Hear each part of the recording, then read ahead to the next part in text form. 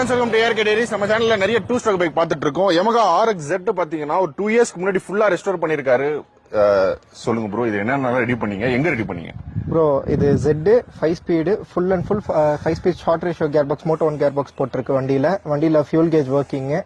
அது டேங்க் செட்டப்ல இருந்து எல்லாமே ஒரிஜினாலிட்டியா வேணும்னு அப்படியே செட் பண்ணிருக்கு. NMW ஸ்விங் ஆர்ம் போட்டிருக்கு, பேக்ல பெரிய டயர் போட்டிருக்கு, 110/18 போட்டிருக்கு. ஃப்ரண்ட்ல கிளாடியேட்டர் டிஸ்க் அசம்பிளி போட்டிருக்கு, 6 ஸ்பீட் மாஸ்க் போட்டிருக்கு, ஃபுல்லா டூரிங் செட்டப் போட்டிருக்கு வண்டியில.